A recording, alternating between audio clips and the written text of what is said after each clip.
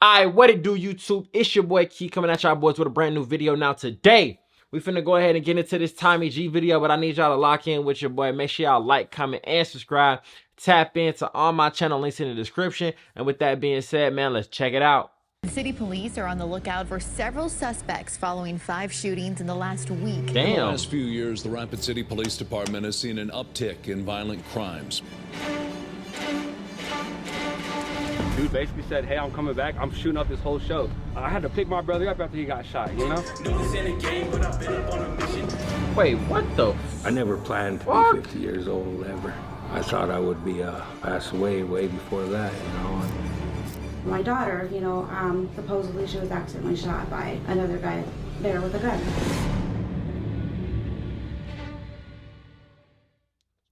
At first, you might guess that South Dakota is a very safe place, and that's up for debate. Nationally, it's actually ranked somewhere in the middle, and it's more dangerous than states like Kentucky, Florida, and Illinois. Now, for most South Dakota citizens, it is reasonably safe, but if you are a Native American man, it's a different story altogether. You see, Rapid City is South Dakota's most dangerous city, and Pine Ridge is the most dangerous reservation. Oh, I done heard about them. I ain't gonna cap. I done heard about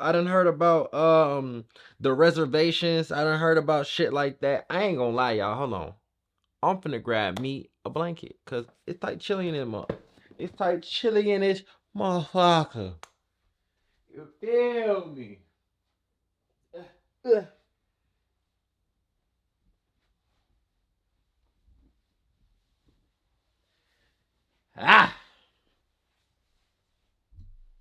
Came in here like somebody grandma on Sunday morning. You feel me? But back into it.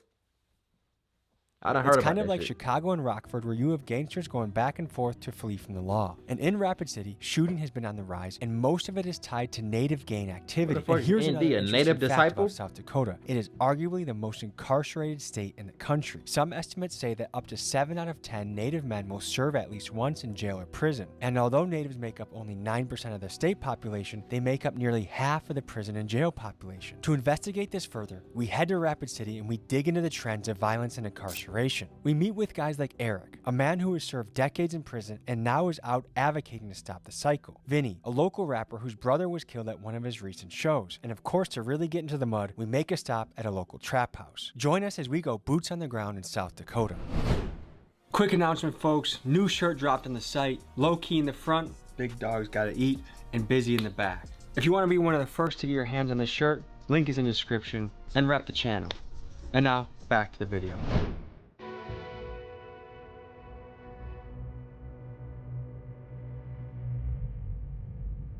Damn, they live like this in South Dakota. When I see these young men, I see potential in them. I see something that they could become, and I see the gang lifestyle is mostly just taken away from what they could become. What needs to happen for kids that grow up in an area like this to say, I want to be an engineer or a doctor, I want to run my own landscaping business, rather than I want to shoot somebody that's a lot like me that just happens to live in a slightly different part of my neighborhood? I don't know if we'll ever find that answer, but that's the same part thing of the discovery that we're on though. This channel. We're gonna dive into the most dangerous city in South Dakota. Buckle up, it's gonna be a ride. Tell us where we are right now. We in Lakota Homes right now, this deep north, you know what I'm saying? Deep north side. It's a little dilapidated, etc., but there's a lot of love in the area, you know what I'm saying? This ghettoest part of town right here, man. Yeah? It's our own little world over here, you know? Because it's like, even though we're so close to everything else, you can go right down the street and see business districts and shit like that. It's its own entity over here, you know what I'm saying? Okay, so what goes down around here? Drugs, you know what I'm saying? A lot of, and the dealings that come with that. Damn, sure. You know what I'm saying? As far as robberies, as far as, you know what I'm saying, killings over a little bullshit, you know, an ounce of weed and shit like that, you know what I'm saying? Somebody die over it, so it's like. Do you guys know someone that have died over an ounce of weed? There's a quad, bro. Yes. Over an ounce of weed? 7 grams. It wasn't 7 even an grams. ounce, it was a couple. A quad, it was like dude? 5 Do you guys call it a quad around here? Yeah. Yeah. I picked up many of quads in my day. Never have I ever thought about I was gonna die over it. Dude didn't expect that night either, you know what I'm saying? I went to prison for possession of marijuana. It was my first charge I've ever caught in my life. The judge was just a little hard on me, you know? How long did you serve for marijuana? He gave me 6 years and suspended 5 of it. Damn. So I only 6 years? Yes. For possession of marijuana. How much marijuana are we talking? It was a pound, you know what I'm saying? So my charge was possession of 1 to 10 pounds. So it didn't matter if I had 1 pound or 9.5. Was that technically a felony then? Yes, it is. At the time, that was a different time in my life. And I was, you know, playing loud music, drinking, driving, doing the most, you know, being sloppy with it. So you got pulled over in a DWI type of situation, and then they searched the car for weed? They smelled weed immediately. I just, like I said, were you chiefing it big time? Yeah, okay. I was smoking when they pulled me over. I try to play it off. I try to give them my blunt piece and be like, this is all I have, sir, you know? They weren't going for that though, so. Did that seem absurd that you could be put in a cage for weed? Yes, sir. Dude, it changed the course of my life. You know, I had a very practical outlook on life in general. I was a real normal kid. I played sports. I wanted to be a nurse. I ain't gonna lie. So it's like that shit sound good, bro, but I don't know no normal kid running around with 10 pounds on them, brody. I can't salute that shit. I can't lie. That one right there, nah. Can you no longer work for a hospital now? No, I couldn't get a job in Walmart once I got out of prison. You can't even get a job in Walmart? No, I was trying to show my little brother a different way. You know, like the lifestyle that we had got into, it was based off circumstance. And that's my history in Rapid City, essentially. A lot of people know me out here for like sports and stuff, but like What'd you play? I played football, basketball, I ran track, you know. We head next to I Am Legacy, an organization focused on empowering Native people and helping ex-cons rebuild their lives. Founder Eric Brainswhite invited us to a roundtable discussion led by former inmates to tackle the tough issue of incarceration among Native men. Like, you can't tell by looking at me or anything, you know, but I used to do the gang thing. And if I was a Hollywood movie director looking for the role of like scary guy in the cell, You'd be like, oh, this is the guy we want, for sure. Yeah. I left everything I've ever known in my life that I was good at and entered a life where I didn't know anything. I changed. Yeah, I never planned to be 50 years old. This is the type of people that we need to listen to, talk to. You know, pass away way before that, you know. The younger you experience these violent things, it increases the likelihood of you repeating them in this community. That's why we focus on the youth. That's a fact.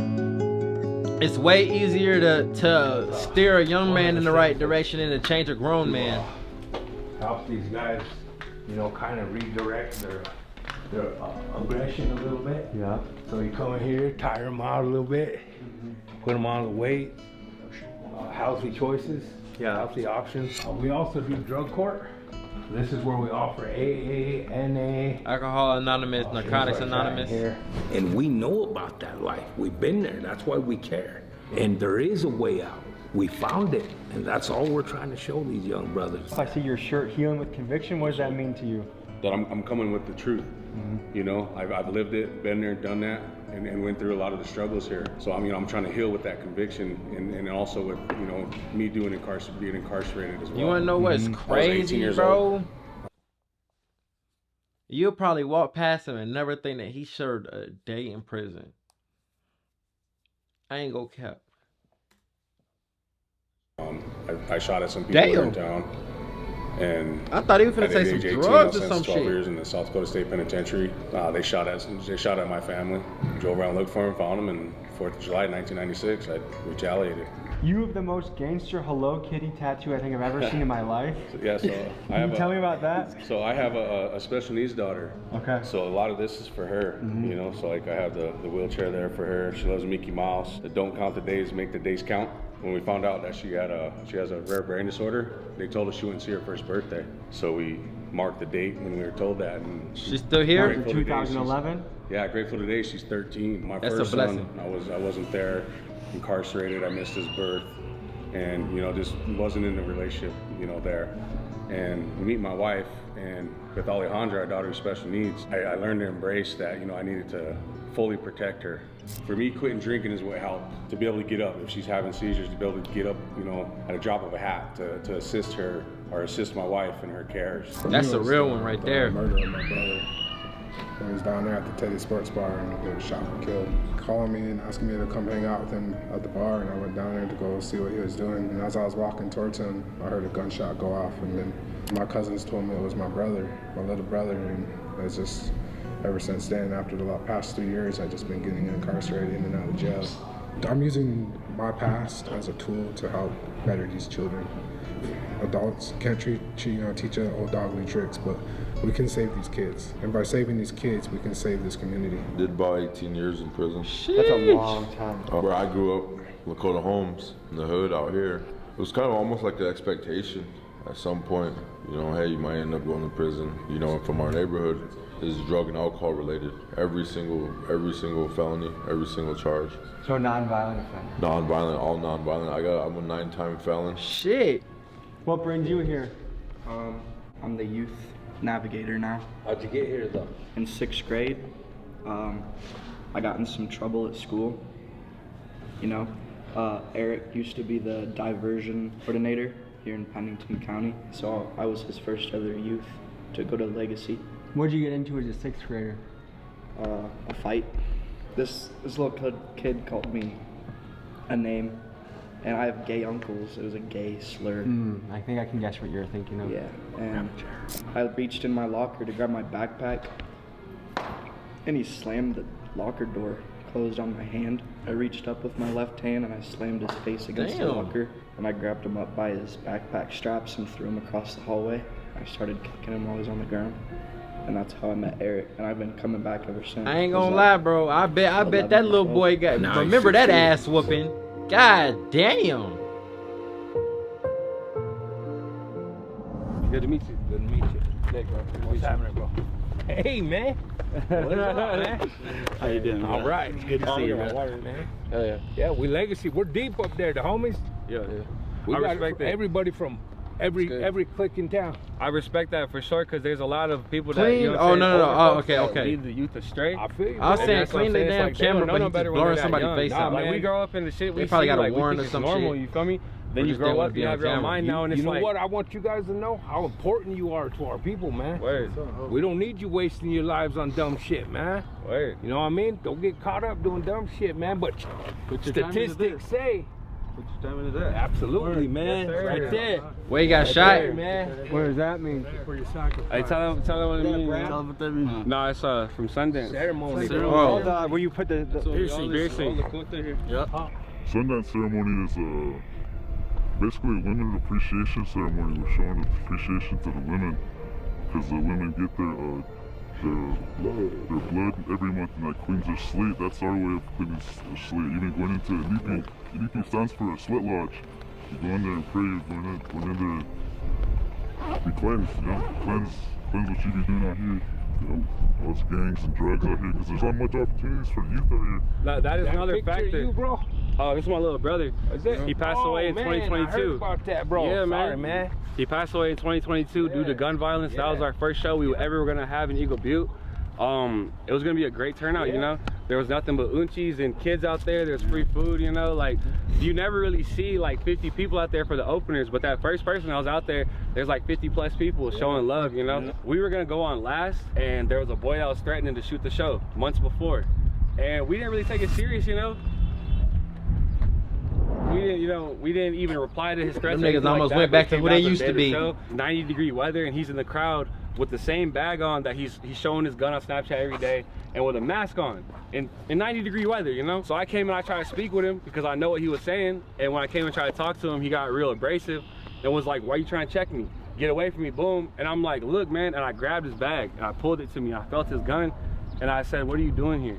Why are you here?" But he's like, "Just get off me, get away from my bag." I don't want to freak everybody out and be like, "Hey, he got a gun." Yeah. So whenever the security comes up to me, I say, "Hey man, he has a gun." He's like, "Are you sure?" I'm like, "Yeah, I felt it." So he tried to escort dude away. Dude basically said, "Hey, I'm coming back. I'm shooting up this whole show." I look around, like I said, there's nothing but elders and kids, you know. My family's coming all the way from Colorado to come see us. I'm like, we got to do something. And that's what the dude asked. He's like, "Please stop him. There's police around there and everything." The police didn't do shit. I had to pick my brother up after he got shot, you know. That's another, just testament as far as where we don't really rely on the police, you know. That's vigilantes. Like the definition of a vigilante is somebody that gets justice by their own means, but while not involved in the law. And it's that bottom line that they don't look out for us. They say they're supposed to protect and serve. You know what I'm saying? Like I said, when my brother got killed, I had to pick him up. I had to. Nah, I can feel that. Yeah, you can easily come see us, man, because I got some opportunities for you, man. Yeah. Hey, I lost my little brother too. He got shot and killed down at the Teddy Sports Bar. Oh, word. Hey, bro.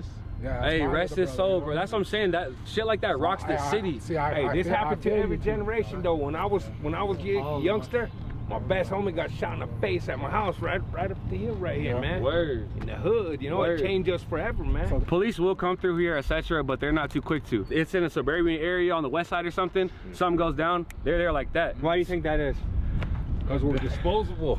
You know what I'm saying? All we get is each other. Is it Rapid City PD or a native police that is in this area? Rapid City, There ain't no RCPD. natives on the RP. There's no natives on the Rapid City Police Force? What percentage of the city is native? At least a quarter. Yeah. You can't be in the position where someone abuses it with their power, and you can't be in the position where you abuse someone with the power that you're given. Because you can be kind, but never try to be submissive. And you can be strong, but you can never be cruel. What, nigga? We have a present for you, Vinny. Big dog's gotta eat. Yes, sir. Yes, sir. Welcome to my gang, you know what I mean? Hey, yes, sir. I was born with, but that's another story for the poor kids who always wanted some Jordans. Mamas couldn't afford them. Now they out there on the corner with drama from law enforcement. I could tell you about the horrors of wishing you was aborted. But since this life is a game, you ain't finna see me forfeit. I'm winning till I can't play, but even then I be scoring. There's some shit that's more important than them hoes that's gonna be swarming once they find out you're recorded. Where are them hoes before then, huh? It was decent. We're coming up to a grief meeting for moms that have lost sons to the street, I presume. This is gonna be kind of a tough conversation. Nice to meet you. Nice to meet you. How are you doing? Good. So we're covering sort of the streets, the gang life, and also just gun violence at a young age. What have you seen as a mom in Rapid City? I've seen a lot of violence and a lot of killings. Not so much when I was growing up. There was, you know, here and there, nothing like today. You think it's worse now? Oh, definitely. Okay. So, There wasn't damn, as hold much on. guns, So back from when what we I were just growing- seen on that screen, Rapid City is basically outdoing the national average for killings or crimes committed per 100,000 Not at people. all. You know, everybody has a gun these days. Are the guns in South Dakota in the hood, are a lot of them legal or illegal? For sure. Guns? You guys know? Illegal. Both. Yeah, well now they've made it easier to get guns, so, you know, both, yeah, I would say. I guess, so what, are there any stories that can illustrate, you know, what you've seen or what you've heard in the area that talk about gun violence and things Both like of my children died from a gun. Both? My son always had a gun. My older son, he always carried a gun. He's not anymore. He's 31 and a dad now. What brought him out of the gang life? His kids. Now, gangs can be really attractive for a young man, right? Why do you think that is?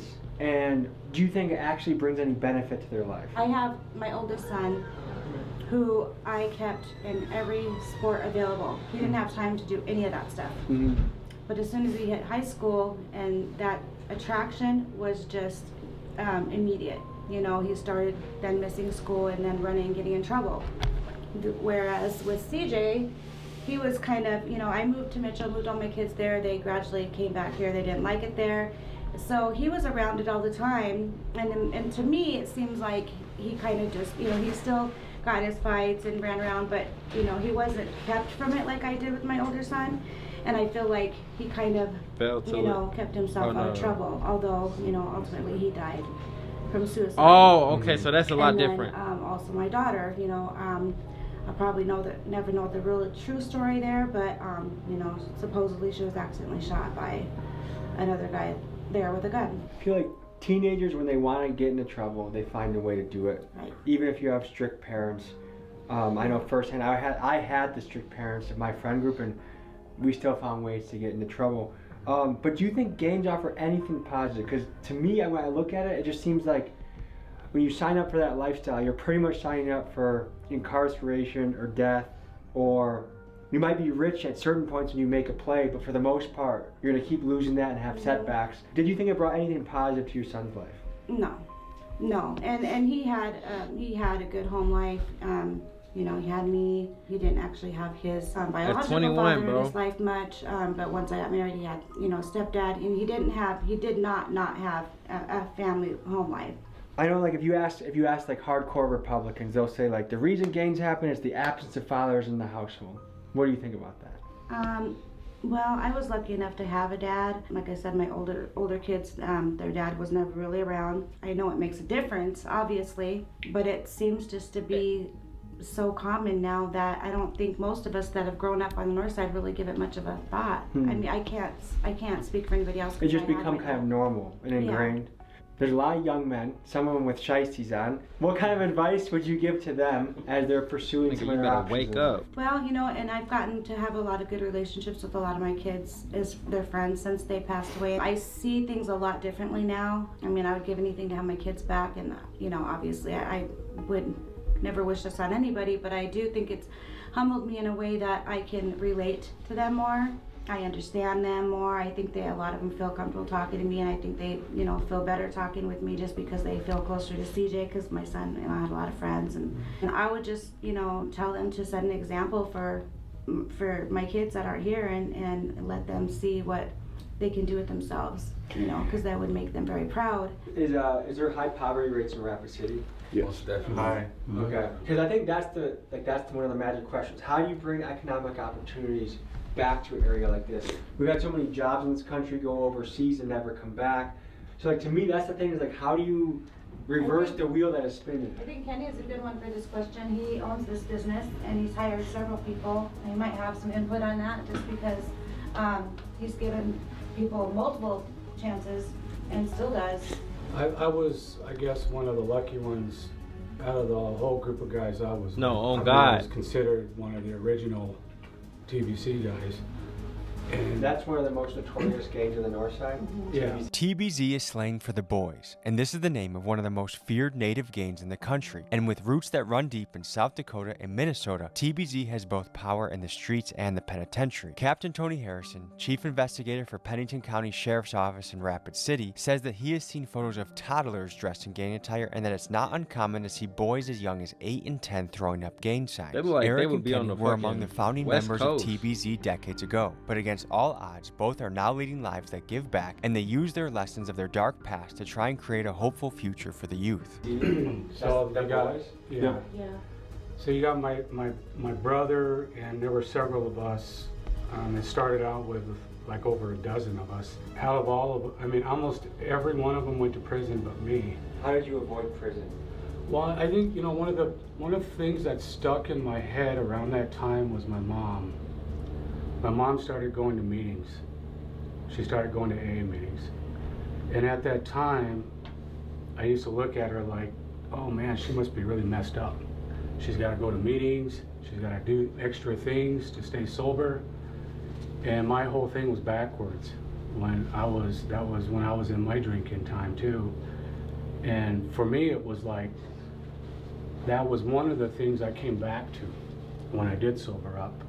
And it was getting in a relationship at that time that helped me kind of come out of that rut. And then kids, that was the other thing. And that kind of opened my eyes up to my drinking and my drugging. And one thing led to another. And next thing you know, I've been doing this for over 30 years. And that's what keeps me motivated, is my work. And throughout all that whole time, I've stumbled a few times. I went back out there and tried it again. That lasted a short time, but I knew what was better at that time. I guess that's the core of it for me, is getting some kind of a structure in your life to go to, your positive. And for me, it's meetings, my business, my relationships. You know, today it's better, but it took me a long time to get to this point. It's amazing how many times it can take doing the same shit over and over to learn the lesson properly. Yeah. No, for real. So, what the fuck? Oh, animal smuggler. Bro, I thought that said Dallas sex animal trafficking. I don't know how the fuck I just read that. But with that being said, man, that's gonna go ahead and top up this video on inside South Dakota's most dangerous hoods. And like I said, or not like I said, but this is the difference between Tommy G and Brandon Buckingham. Brandon Buckingham ain't on this. If you know, you know. Brandon Buckingham is not on this type of stuff where it's like he actually cares about the people who's going to see, and he cares about the people and really wanting to see a change. You can tell that Tommy G, he's really one of the ones. And if he isn't, he does a good job of making it seem like he does. So with that being said, man, that's gonna be inside South Dakota's most dangerous hoods. Make sure y'all like, comment, and subscribe. It's your boy Chili Key. I'm gone.